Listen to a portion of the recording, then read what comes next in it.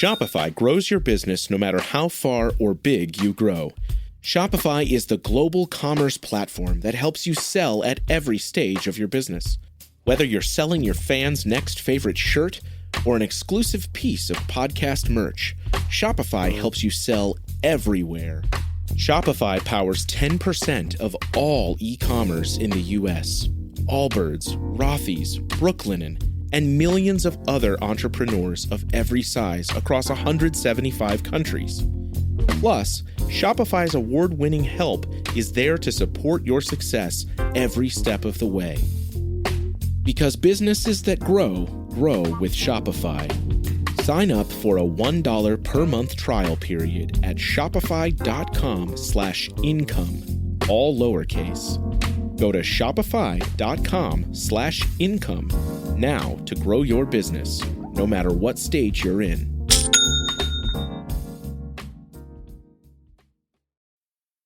This is The Planted Runner. I'm Coach Claire Bartholic. One of the many wonderful things about running is that it's really good for your heart. The word cardio comes from the Greek meaning heart, and running is one of the best forms of cardio you can do. So it makes sense that we can look to our hearts and our heartbeats to help us understand our running better. A stronger heart can pump out more blood in fewer beats, so you can run faster and longer with less effort. Many runners rely almost exclusively on their heart rate to tell them how hard or how easy their runs are, and some even plan their entire training around heart rate zones. The only problem is, well, heart rate training is problematic. So why do so many runners use it? And should you? Let's find out. Welcome to The Planted Runner. I'm Coach Claire Bartholic, and my mission is to help you improve your running, your mindset, and your life with science-backed training and plant-based nutrition. Today, I'm joined with one of my favorite running coaches, Elizabeth Scott from Running Explained. She's done an entire masterclass on the topic of heart rate training, which you can find a link for in the show notes.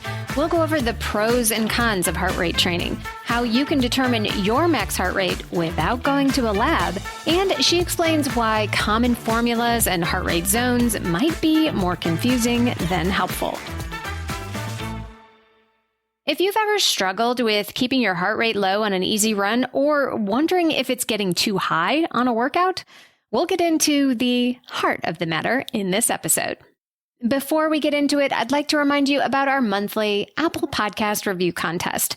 All you need to do is write a 5-star review, and one lucky runner will receive free access to one of my online running classes. Reviews are truly the easiest and most impactful way of helping this show, and I choose a new winner every month. Don't forget to stay tuned all the way to the end of the episode for another Mental Strength Minute. Fortify your mind in 60 seconds or less. And now, here's my conversation with Elizabeth Scott. Welcome to The Planted Runner, Elizabeth. I'm excited to be here, Claire. Thanks for having me back. Of course, of course. So we are going to talk about what shouldn't be a controversial subject, but I think it actually is, heart rate training. So let's just talk all about the basics first. When people say they are training by heart rate, what does that actually mean? Such a good question. And I think I agree with you. It's a topic that seems to be controversial, mostly because I think it's misunderstood by a lot of people. Mm-hmm. But broadly speaking, when we talk about using heart rate in training, we're talking about using our heart rate, our beats per minute, during a run as an understanding of where we are along the intensity spectrum. And if we know enough about our individual heart rate and where our intensity zones are, and we'll talk about that in a minute, we can get a really good understanding of where we are in the intensity of, am I training in the right intensity zone for my run today? And that's such a valuable tool for runners because a lot of us are really focused on things like pace and, well, mostly pace, really focused on pace, but sometimes only focusing on pace can lead us to make kind of ill-informed decisions about training too hard or not hard enough. And heart rate is a really good way of understanding how hard your body's actually working and help you make really good decisions in training about, am I working at the right intensity on this day? Yeah, because it can be challenging if you just say, okay, go out for an easy run, go out for a medium run, go out for a hard run.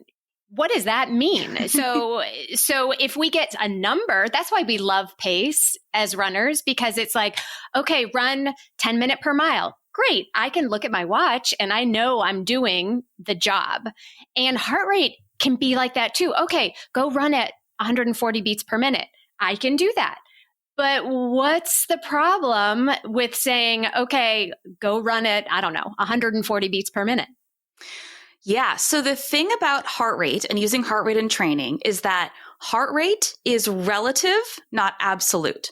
Claire, you and I, even if we had the exact same level of fitness and the exact same PRs, which I know we don't, but let's pretend that we do. For me, I would love to pretend that. Even if we were to go out and run at the exact same intensity zone, at the exact same pace, it's more than likely that you and I would have slightly different heart rates in that same intensity and pace zone. And this is because heart rate is very individual per person. So although we can draw conclusions about population averages and say, well, in general, somebody who is a man who is 35 on average will have this maximum heart rate, and then we can infer what their zones might be. That is not individual for the actual person. And so you can have two people, same age, same everything, who have vastly different actual heart rates. And that's why saying, well, everybody should be running at this heart rate to stay in this zone is completely wrong, because you can have people running at the same heart rate and they can be in two completely different intensity zones. So that's the biggest misconception about heart rate training, is that there is one very specific heart rate that we should be aiming for. And then, of course, one of the other biggest issues with heart rate is that most people don't actually have their known heart rate data. So they're not measuring it correctly, or they're using an age-based formula and assuming it's correct. So where people really get confused using heart rate in training is that they're already starting with information that isn't accurate and individualized to them. And then the confusion and frustration just kind of compounds. And then we get people saying, this is so frustrating to me. I don't understand it. It's worthless. I'm going to do something else instead. And that's fine. Heart rate's one tool in training, but to use it properly, you got to do a couple steps to make it work for you. Yeah. Because the formula you're talking about, the one that everybody uses, is 220 minus your age. That should be your maximum heart rate. But that means every 35-year-old has the same max heart rate, which cannot be true. Correct? Yeah, correct. And it's interesting. There's a really fabulous paper that was published in 2020 that I highly encourage. If anybody's interested in looking at what the formulas, how they come up with these age-based formulas, there are these beautiful, really simple charts and graphs in this study that you can look at and say, oh, now I understand. It's called Accuracy of Commonly Used Age-Predicted Maximal Heart Rate Equations, which I know is a very dry title, right? But essentially what it says is it looks at the most common, I think it's like 9 or 12 age-based formulas, because there's more than one. 220 minus age is the most common one. It's called the Fox formula. There's a bunch of different other age-based equations, age-based estimates that take into account different little factors here and there. But by and large, they are still looking at the best fit for a population average, which means that you're going to have a ton of people who are going to be either above or below that average. And so when we're assuming that that age-based estimate is an absolute value that's true for everybody,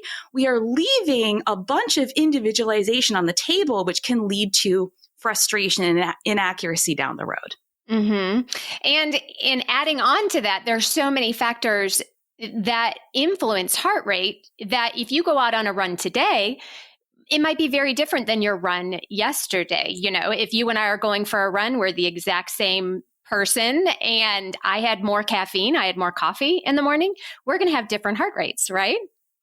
So interestingly enough, caffeine is something where there is some mixed research on this as to whether caffeine actually elevates, has no effect, or potentially decreases your heart rate depending on how you respond to caffeine, what intensity zone that you're in. So actually right off the bat, that's one of the things where it's another misconception about things that can affect heart rate.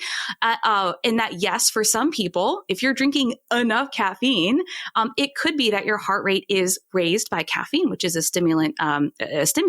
But for some people actually, and they've done research on this, it has no effect on their heart rate during exercise. And for some people, they may actually experience a slight decrease in heart rate relative to a non-caffeinated state. So yes, you're correct in saying there are a ton of factors that influence what your heart rate could be on a run. There are also things like dehydration, sleep status, your stress levels, how hot it is, how humid it is. All these things can influence heart rate. So there are going to be people for whom heart rate is a more useful tool than others. So if you are, for example, taking a medication which you know impacts your heart rate, like certain stimulant medications or certain heart medications like beta blockers, maybe heart rate training isn't going to be as useful for you. But by and large, it is still a very helpful tool for many people as long as you know what you're looking for. Okay, so what are we looking for? If we can't if we can't use those formulas because we're all on the bell curve somewhere, how do we find our zones? And what are these zones anyway? What is our max heart rate? The zones we're supposed to be in? Everybody's talking about zone 2. What does that mean? Let's talk about that. Let's talk about it. So let's back up and we're going to talk about the zones first. Then we're going to talk about how you can find them. So everybody at this point has a wearable device, right? Let's just assume it's a Garmin or it's an Apple Watch or it's a Coros or whatever it is. You are most likely wearing a digital smart device that has an optical heart rate sensor. And so when you exercise, when you run, when you bike, when you swim, and you're recording that, it's also recording your heart rate data. And so what happens is your watch is using that data. It's also using some things like your age that you have programmed to your profile. It's coming up with this, hey, here are your heart rate zones. Now, most commonly available wearable devices have what's called a standard 5-zone heart rate model, in that it contains 5 zones, right? This is, I'd say, too much information for most runners. Yes. The 5-zone model is confusing for a lot of people because actually we only really care about 3 major intensity zones. You really only have 3 zones. So why is a 5-zone model one of the most common ones? I don't know. I did not make that decision. I was not in the room in that planning meeting. But what we really care about is when you simplify this, we have to understand that we are targeting 3 basic intensity zones in our training. Our low intensity zone. So this is also called our easy effort zone. In a 5-zone heart rate model, this is zones 1 and 2. This is the zone that occurs below our aerobic threshold.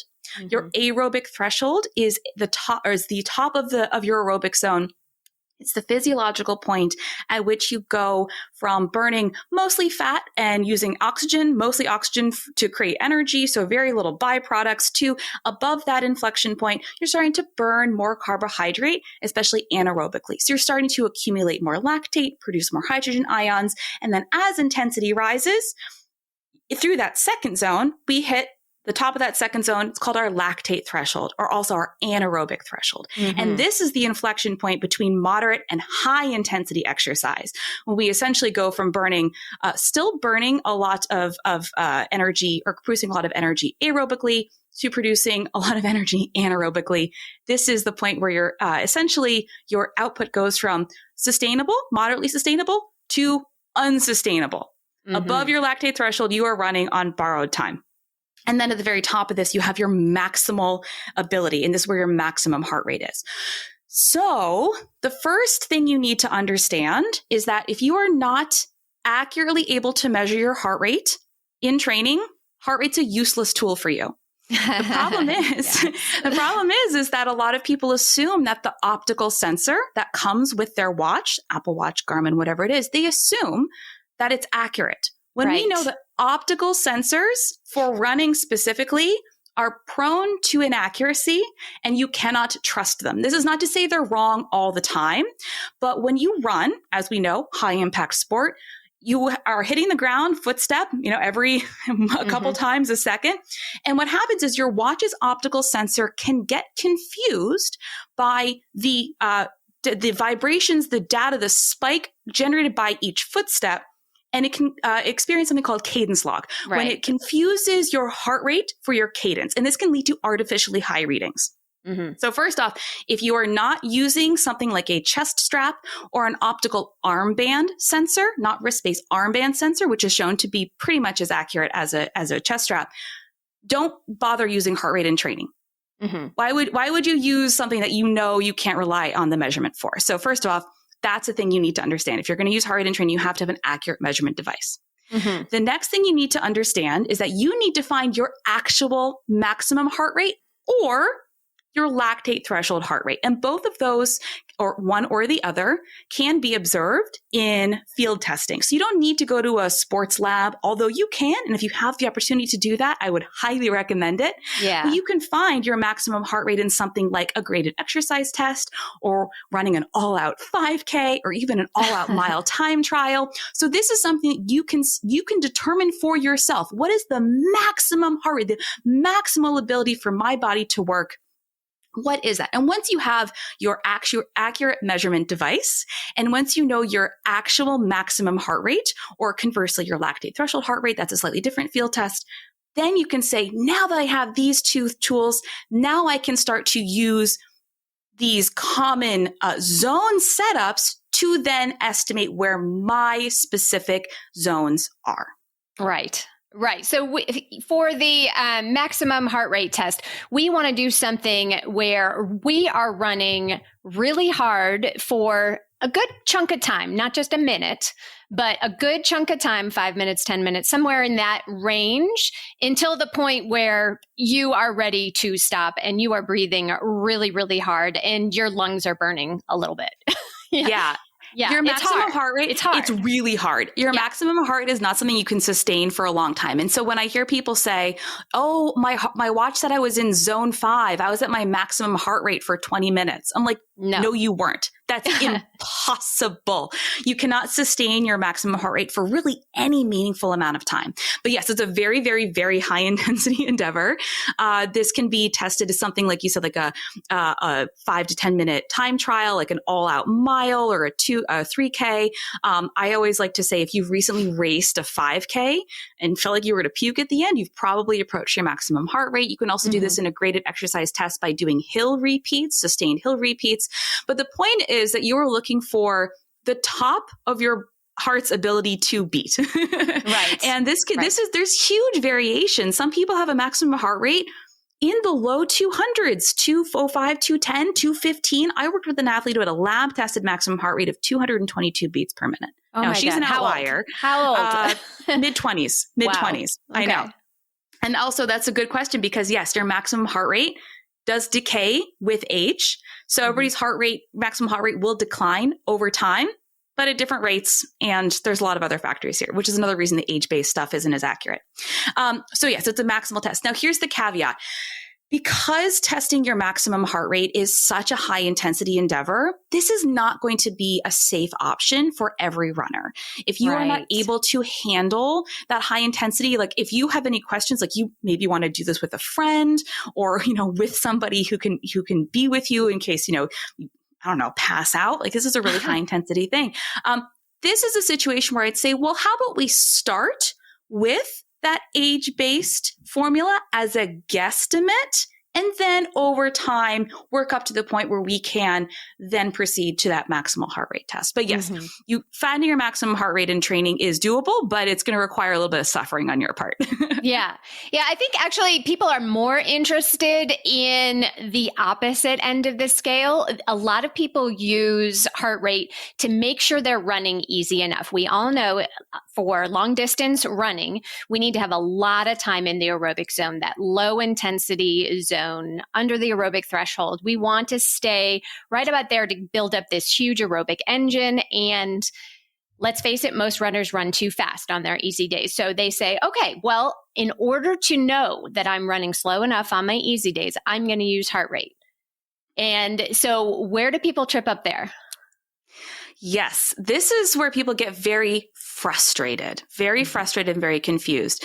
I will say I find heart rate to be an incredible tool to keeping us honest on our easy days. So we're not focusing on things like pace. So we can say, yes, I accomplished what I was supposed to on this day. I stayed in my easy zone as measured by heart rate.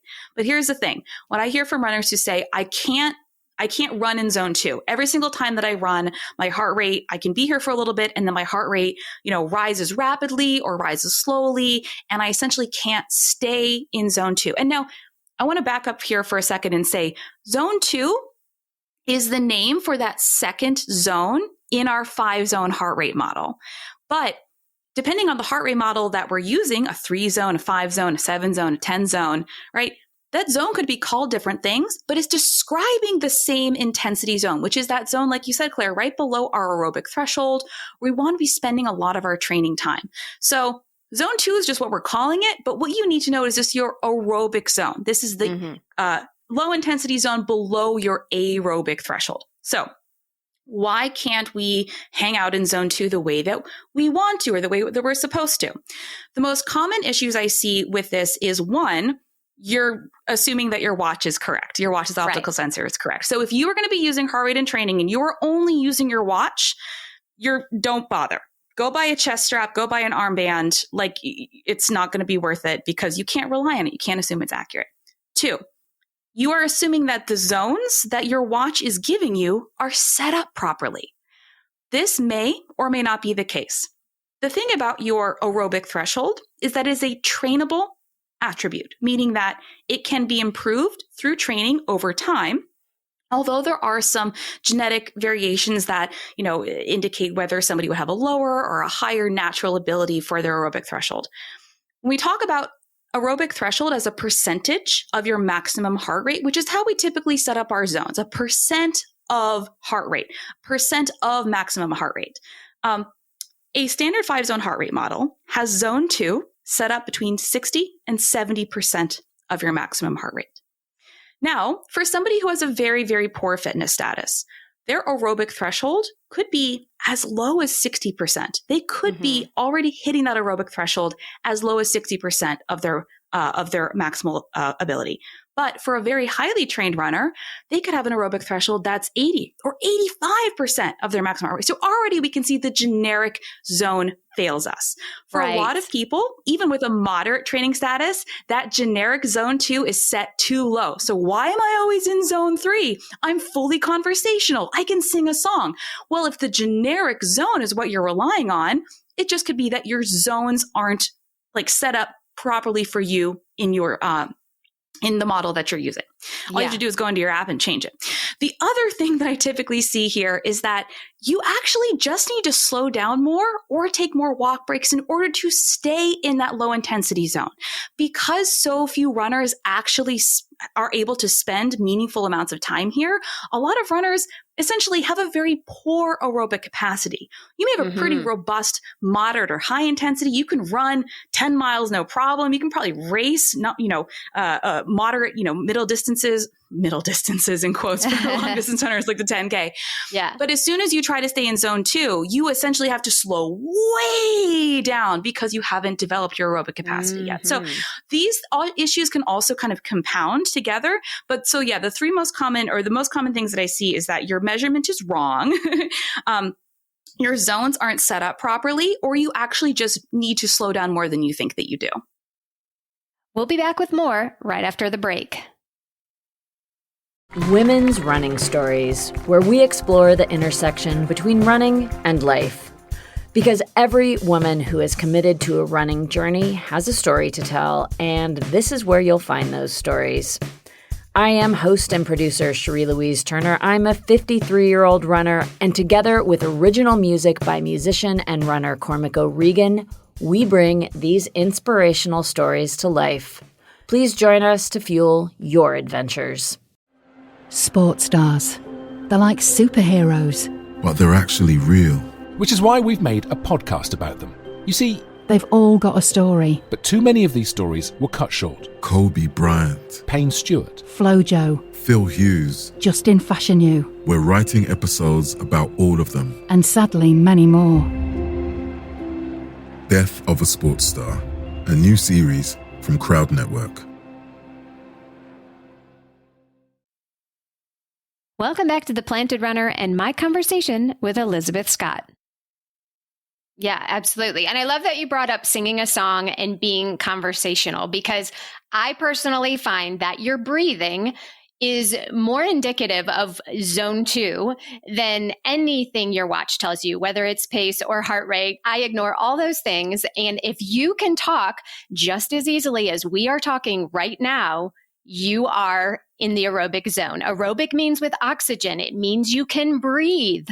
And it means you can talk. It means you can sing. It means you can argue with your podcast. It doesn't matter what your heart rate is. It does not matter unless it's too high. That's another thing that I look for as a coach. If someone's like, I had a great easy run, it was amazing. And I look at the heart rate data and it's 180 and I'm like, might not have been so easy. Yeah. I think with runners, we get into a place where we do a lot of wishful thinking on our run. Like we convince ourselves that, oh no, this feels easy.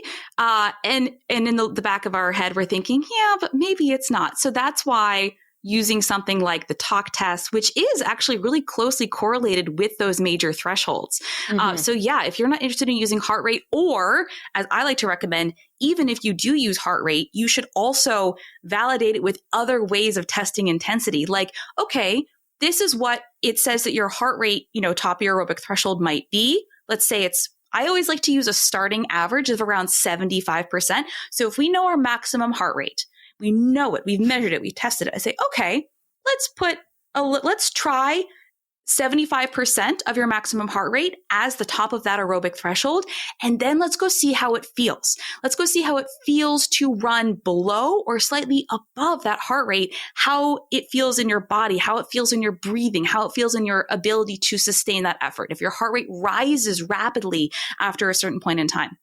Because just using heart rate or just using any one single metric is missing the forest for the trees. You have all these tools at your disposal and you should use all of them to work in tandem, right? So I like to use heart rate in training as a way to help runners understand what things are supposed to feel like. Your heart rate is not something you're supposed to be glued to for the rest of your life. It is a training tool intended to teach you what different intensities feel like and help keep you honest on the days you need to be kept honest. Yeah. And I like looking at heart rate actually after the run, more so than during the run, because the mere act of looking at your watch to see where your heart rate is can actually raise your heart rate. And it can affect your run during the run. And it's more interesting to me to look at it afterward and be like, okay, my heart rate on easy runs over the past month is X. I'm starting to sense a pattern. I'm starting to see where trends are. I'm starting to understand what my body is doing when I do this type of run or that type of run. Versus in the moment, you're trying to do your 200-meter repeats and you're like, oh God, my heart rate, it's too much going on, at least for me. Yes, I rarely recommend and rarely do I use heart rate in workouts or in racing. Like you said, there's so many factors that can influence how you're feeling, adrenaline, anxiety. And so, yes, although I do find it useful to use heart rate in an easy run, like, hey, am I easy? If not, I need to slow down. When we're doing things like a workout, marathon pace, half marathon pace, lactate threshold, speed work, checking heart rate, not helpful in the moment. Like you said, very helpful afterwards to say, all right, so how did that stack up? Right. And then, like you said, gathering that data over time and drawing conclusions from multiple data points. But just because you're using heart rate in one aspect of your training doesn't mean that it's the same usefulness in other aspects of your training. Yes, good point. Good point. And I do want to bring up that one thing that it is very helpful for is to spot trends in your heart. Like I have definitely had athletes who have noticed that their heart rate was spiking on a run that was purely easy and the trend started going up and up and up. They go to their doctor and realize they do have a health issue. So it can save your life. It really, really can. Yeah. And I think this is the interesting thing about not freaking out if something is slightly anomalous, but understanding what's normal for you and then paying attention to it. So obviously, again, if you're using your watch to measure your heart rate and you're getting these random spikes, obviously, if you have questions, go to the doctor. Like don't mess around with your heart health. But also, we know that optical sensors are garbage. So if this is something that is a concern for you but it's not rising to the concern of I need to call my cardiologist, be like, okay, we'll start accurately measuring your heart rate and then see if that trend still pops up. Actually, this happened with my dad. My dad's an endurance cyclist and he's in his 60s now. And he had been noticing that on some rides in the past 6 or 10 months that his heart rate every 10 or 15 minutes would kind of just like dip, like 10 or 15 beats, and then kind of rise back up. And he was like, this is weird. And it's also, he's like, this isn't normal for me. I've been riding for 40 years. Like I've been using heart rate in my training for decades. Like this isn't normal. Went to the doctor. It turns out there was an issue, but it's not a problem, right? So understanding what's normal for you is really key. And then also, making sure that you're making informed decisions about how to take care of your health from there. But it is interesting to think about what we can do with this data. Yeah, it is.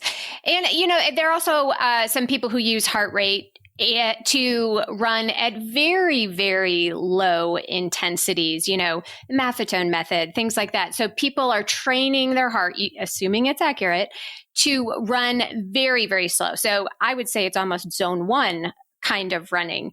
What are your feelings about that? Yeah. So in principle, the Maffetone method, MAF training, is a form of what, Claire, you and I know as just the basics of how you should train and spending large amount of times in that low intensity subaerobic zone. The Maffetone method takes it to an extreme in that a large part of the way that he works with his athletes, essentially saying for the first 6 months of doing this, you can't at all have your heart rate be above that age-based, I think it's 180 minus your age threshold. We've already talked about the issues with age-based formulas. This one's no exception. I think for people who do follow the MAF method, it tends to be on the more conservative side, as in that it tends to have a lower threshold for what he's asking you to standard than what your actual aerobic threshold might be. So it's a way of keeping you ultra super honest in that zone. It's not for everybody. It has its drawbacks, but it is essentially the same principle in that staying in this intensity zone as measured by heart rate for large parts of your training. Okay. So we've already discussed that, certain numbers don't apply to everyone. We haven't talked about one factor that the numbers might apply for everyone, and that's resting heart rate. So resting heart rate before you get out of bed, that can be a really important indicator of health and fitness. Can you talk about that? Yeah, absolutely. So first off, one of the kind of misconceptions I get for people when they use resting heart rate in training is assuming that resting heart rate is something you can use to set up your intensity zones. And you can't. You can't say, well, my resting heart rate's 55. What's my zone 2? That's not how that works. Intensity zones are based on the maximal ability, right? So all of your zones, no matter what method that you're using, they're based on your maximal ability to do something. Your resting heart rate is a measurement of what your heart rate beats at rest. Now, resting heart rate is most accurately measured when you wake up first thing in the morning, Claire, like you said, not what your quote unquote resting heart rate is during the day. Because unless you're just in Shavasana for 8 hours during the workday, right? You are up and about, you're moving, you're talking, you're working, you're doing all these things. And although you may not be running, you're not at rest in the way that you are when you're sleeping.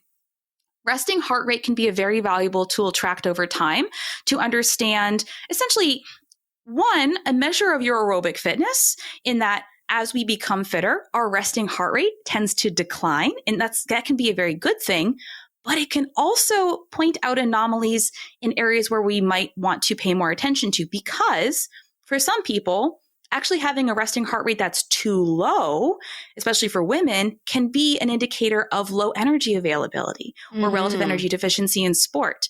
Conversely, if you're having your resting heart rate is rising, right? That could also be an indicator of relative energy deficiency in sport or overtraining syndrome or some underlying health condition. So tracking that over time can also be a really helpful tool. And like you said, that's easily measured first thing in the morning. My watch gives me a 4-hour rolling average. So that's what I note first thing in the morning. Like I'll wake up and be like, oh, my resting heart rate this morning was 57. Yesterday it was 52. And today it's 53. Right. But again, we're looking for trends. We're looking for trends over time in that. So are you wearing your chest strap at night when you go to bed? So yeah, that's something you can pretty much rely on your optical sensor. I don't mean to crap all over optical sensors for everything, because they are very useful. They are most accurate when you're not running. Right. So it's running specifically. It is the high impact, striking the ground nature of that is what disrupts your optical sensor's ability to accurately observe heart rate while running. This does not mean your optical sensor is similarly inaccurate at rest or at lower intensity or lower impact forms of exercise. It's something that is just, unfortunately, not going to be most accurate for runners while we're running. Exactly. And how tight you put it on, and if you have clothes underneath. Some of them are affected by sweat. I think they're getting better at that than they used to be, but it's, there's some user error there too. Yeah, there are things that can make it more or less likely that it can be accurate. And it's also very frustrating because your watch may not always be inaccurate all the time, even within the same run. Like I've had runs where my watch has started out like accurate, and I know it is, and then something will happen and then it'll get cadence locked, and I'm cadence locked for the rest of the run. Or conversely, maybe my watch is a little bit too loose, so I'm cadence locked to start, and I tighten it down, and all of a sudden it can actually measure and read my heart rate accurately. But yes, there are other things. Skin tone. We tend to see people who have darker skin or pigmented skin, maybe you have a tattoo or just more melanin, tend to be less accurate because, again, it's optical. It sees into your skin. Vein placement, where you wear your watch, if it's on the underside of your wrist, not going to be accurate. If it's like on the bony part of your wrist, not going to be as accurate. So there are some other factors there that can make it that your watch is more or less accurate. But again, still not going to be as accurate as a chest strap or armband. Mm-hmm. And I think there are some people, who are also worried. We talked about the lower end, but back up to the higher end. I think there are some people, especially as we age, that are afraid of their heart rate going too high. Maybe they figure out the formula and they figure out their max heart rate and they say, "Ooh, I don't want to get my heart rate above X." They're worried about that. Can you discuss some of that? Yeah, of course, if you have any restrictions on exercise intensity as given to you by your physician or cardiologist, they're your default, not us coaches on the internet. Right. But the point about being a well-rounded athletic person, whether you are somebody who really just runs a 5K every couple of months for fun, or maybe you're really seriously racing marathons or ultras or trying to go to the Olympic trials, whatever it is, you are going to be best served in your athletic endeavors by exercising at a range of intensities. So low, moderate, and high intensity. Now, you should not be spending all your time in the highest intensity zone possible. Right. That's a really great way to get burned out and injured really, really quickly. But yeah, you should be challenging yourself at those higher intensities on a relatively regular basis, whether that's something like strides or surges in your training or hill sprints, or even structured workouts that contain speed work. Don't be afraid of it. Be afraid of spending all of your time there. Yes, at all the zones. Don't spend all your time in any of the zones. Just a little bit at the high zone. It's all these zones are, think of them like a meal, right? Like you wouldn't have a meal made of just one single thing. That's not a meal. A meal contains a bunch of different things. And so that's how your training should look. And depending on what you're training for, your meal may be comprised of more low intensity or a slightly more high intensity or more moderate intensity. But all of those elements are going to be present all the time in different proportions. Okay. So to kind of wrap it all up, bring it full circle, if somebody, even after hearing this, wants to train by heart rate, what are your best tips for getting started? Yeah. So number one, wear an accurate measurement device. Okay. It is worth investing in a chest strap or an armband because it's going to be cheaper than your watch and a new pair of shoes. Right. It is, again, if this is something that you genuinely want to use, investing in a tool and $75, $100, well worth the investment. So get something that you know is going to be accurately measuring your heart rate. Two, you're going to want to then look and see what's my maximum heart rate. Or looking back through historical data, if you raced in the past 6 to 12 months, what the highest your heart rate has been during these maximal efforts. More than one data point is always better. So you can kind of get an idea of where that falls. And then looking and saying, all right, based on this information, what does this tell me about where I think the average of my zones would be on average? So although we can't use age-based averages for estimating individual maximal heart rate, we can still comfortably apply, okay, on average, we tend to see an aerobic threshold that's this % of max heart rate and a lactate threshold that tends to be this % of max heart rate. So I like to start, like I said, with my athletes, putting the top of their zone 2 or their aerobic threshold around 75% of their maximum heart rate, and then seeing how that feels. How does it feel in training? Can you converse easily at or below that heart rate? Can you converse easily at or above that heart rate? Where does that indicate about where your heart rate may need to be a little bit higher, a little bit lower than you think it should be? And then test, retest, be curious, and also remember that heart rate is simply your guide, not your God. And if using heart rate in training is causing you anxiety about keeping your heart rate low, it's not going to be the right tool for everybody. So just because your best friend and that Olympian that you really admire use it in training doesn't mean it's going to be the best tool for you, and that's okay.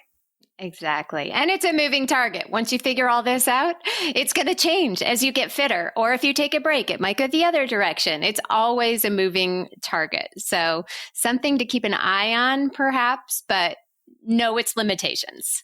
Exactly. And every so often you will need to retest that maximum heart rate because it may change, like I said, as we age. And this is more about, I think a bigger lesson about running in general is that, so often I feel like runners just want to be told exactly what to do so they can get the results that they're want to be guaranteed results. But running is really about an exploration of what's going on under the hood and adjusting and adapting and being curious and saying, well, okay, my heart rate was higher on today's easy run than it normally is. How's my sleep? How's my stress? Am I dehydrated? Instead of assuming or assigning blame, something's wrong or it's wrong or I'm wrong, it allows you to be curious about the holistic environment that you are training in and really helping you develop those skills that'll allow you to perform at your best as an athlete on whatever the given day is. Exactly. I love it. It's just another tool in our toolbox, one of many. Well, Elizabeth, this has been great. Tell everybody where they can find you. And I think don't you have a masterclass on heart rate? Tell everybody about that. Yeah. So you can find me at Running Explained on Instagram, primarily on Instagram, the Running Explained podcast, which Claire, you've been a guest on several times as well. So yes, I do have a masterclass about how to use heart rate in training as a runner, because this is something that I get so many questions about. So we go through understanding how heart rate is used as a proxy of intensity, the different types of heart rate zone models, kind of a history of all of this, the science behind the different basic zones, and then the most common models and testing methods to get you started in using heart rate in training that doesn't assume a bunch of stuff based on your watch's age-based formula, but something that is actionable that you can actually use in your training that you know is specific to you. Perfect. Well, I'll have all of that in our show notes so people can reach out if they want more information. Well, it's always a pleasure chatting with you, Elizabeth. Thanks for being on the show today. Thank you so much, Claire.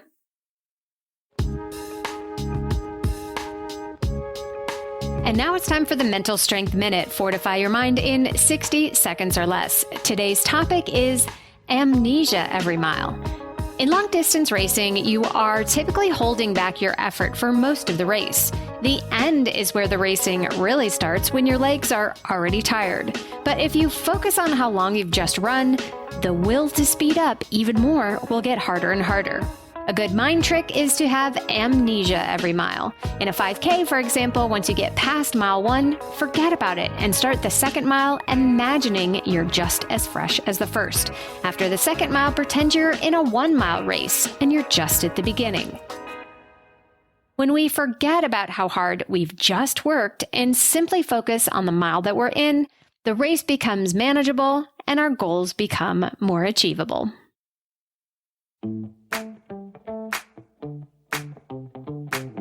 Thank you for listening to The Planted Runner, part of the Evergreen Podcast Network.